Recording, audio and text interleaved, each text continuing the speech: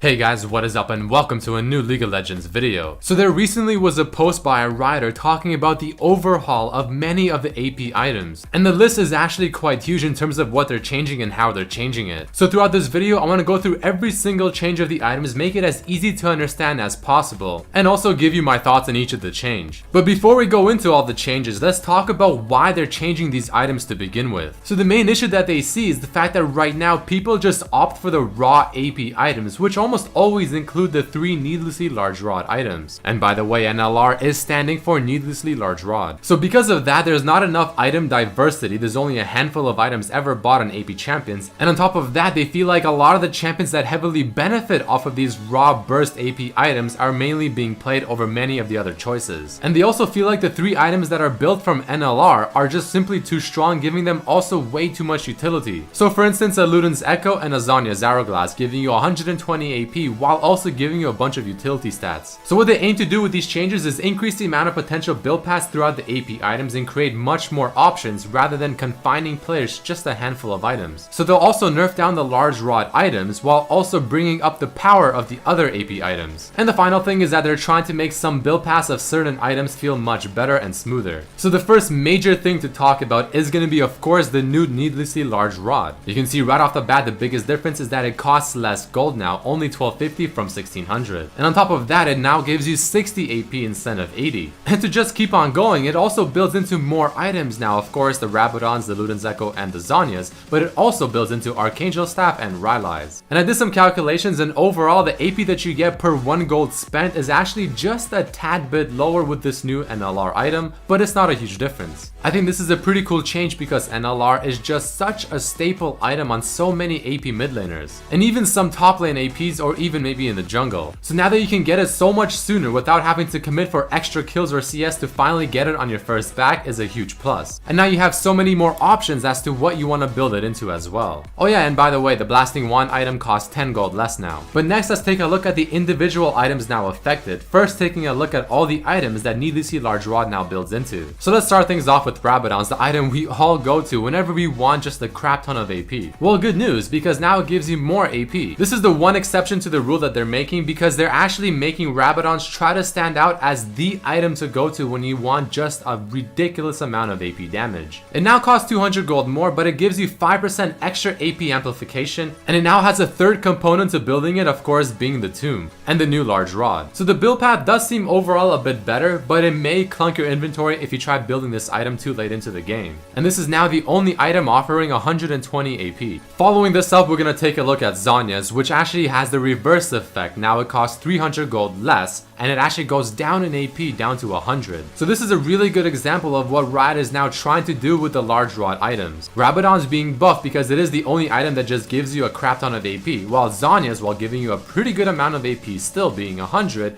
also has a ridiculously good active effect being the stasis. So they're trying to make it that you want to buy this item for the stasis effect, not just to have another 120 AP item. And after doing the math on this item, the AP you gain per 1 gold spend is also a bit lower, but again, not too much. And the final large rod item, which I think got hit pretty decently as well, is going to be Luden's Echo, now costing 3000 gold from 3100, so only 100 gold difference, not a whole lot, and you still lose the 20 AP just like the Zhonya's. But to try and compensate, Riot actually increased the passive move speed you gain from this item by 3%. Now that's not really a whole lot. The build path is the same, but again, the purpose of this item is not to get it for the extra damage or for the 120 AP, but just to get it for the utility effect, the extra move speed. They're trying to make these items more utility based. So maybe on a champion like Cassiopeia or Twisted Fate, it could still be a pretty good buy, but someone like a Xerath might not want to get it anymore. And then following this, we have the new Archangel Staff, now finally building out of a large rod and a Tear of the Goddess plus 1030 gold. The overall build cost for this item has increased by 300 up to 3000 gold, but it offers 80 AP now rather than 60. And once again, after doing the math on this item, you actually get more AP per 1 gold spent as to the previous iteration of this item. The passive is also unchanged. So overall, I think Archangel Staff is looking like a pretty sexy item, and this is going to be something you want to be getting on many more AP champions. Definitely a pretty good way to make people look at other items more rather than just going for the same items every single game. And the last item building out of the large rod is going to be Rylai's Crystal Scepter. Now this is an item I've always thought was actually quite strong, but I guess now it's going to be even better. The only unfortunate thing is that it now costs 100 gold more, and it now has a different build path instead of a blasting wand, it's again the large rod with the amplifying tomb and the giant's belt, still offering the 100 AP. And it still offers the same HP and everything. But the biggest difference is now the passive effect actually slows for much more. The biggest thing to notice is that an instant AoE ability slows for 40% for 1 second now, rather than the current 1.5 seconds for 15%. Now it's a heavier slow for less time, which I think is much better. And pretty much the same thing happening with the dot abilities and multi-hit abilities. This will make it a lot easier for a champion like a Cassiopeia, a Karthus, or a Brand to chain their abilities one after the other, since the slow ability is much heavier. Overall, a pretty good change for just 100 gold. But next we have the whole handful of items that Riot put a bit more attention to try and intrigue players to buy these items more and not just stick to the same handful of items every single game. The first of those items is going to be the Rod of Ages. So it costs you 100 gold less and you still get 60 AP, but you get a bit less HP and a bit less mana on the base stats. However, on the positive side, the passive effect of Rod of Ages, where it stacks over time up to 10 stacks, is actually much better. The amount of HP you get from the passive is still the same, however the mana you get from the passive is now 200 more and 20 extra AP as well from the passive once it's fully stacked, while of course the growing numbers are twice the amount. And the items to of course finish the Rod of Ages are the exact same. I think it's a pretty cool change, especially on the mid lane champions that'll buy it, not giving you the extra HP, but you get a lot more mana, which synergizes well with Archangel Staff, and you get extra AP as well. Next in line is Gnasher's Tooth, which for whatever reason costs you only 80 more gold. But for that 80 gold, you get 20 extra AP, which you don't have to bring a calculator out, is actually quite worth it. But the bad part is the fact that it now gives you 10% less attack speed. The main champion coming to my mind is definitely going to be Diana, and I think this item will give her a better mid-game power spike with the extra AP, but it might scale just a bit worse due to the decrease in the attack speed. Riot actually said how the ratio of attack speed to spells favored strong on-hit proc champions too much, so they pretty much reversed the item. Either way, it's looking pretty good. Here's the item I'm personally most excited about, the Liandry's Torment change. For only an extra 100 gold, you get an extra 30 AP. The passive is the same with the magic pen, the percent damage, the HP, but it now builds from a Haunting Guise plus a blasting wand. And also the Haunting Guise costs you 20 more gold, which I mean, who cares? Overall, I think this is a really good change to this item, finally gonna be feeling really strong in the right hands. I'm sure the Vladimir, Rumble, and probably Cassiopeia players are extremely happy. The next one is Will of the Ancients. This is an interesting one because they removed the 20% spell vamp and instead made you heal for 15% of the spell and ability damage that you deal while ignoring the resistances. And you get 33% heal for AoE spells. They are trying to make less dependencies required to make the spell vamp on this item work.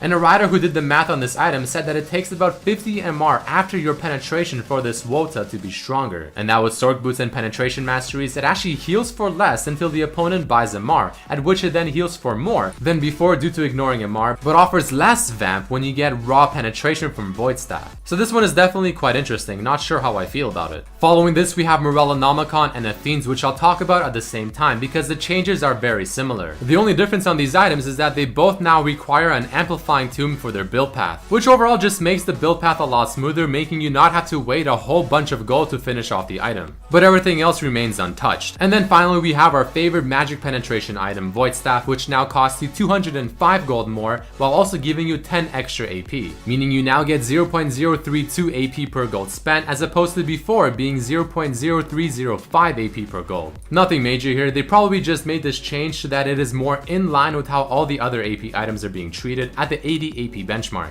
Oh, and for people wondering, the Abyssal Scepter changes that they were doing on the PBE have apparently been scrapped, so forget about that. So in conclusion, this makes the 3 NLR items not as tempting except for Rabadon's maybe, and it makes all the other items feel a lot better. But that is it for this video, guys. If you did enjoy it and learn something new, please definitely throw in a like, share it with your friends, subscribe if you have not yet, and also check out my other videos on my channel as well. But I truly want to thank each and every one of you for watching, and I really hope to see you for the next video. Peace.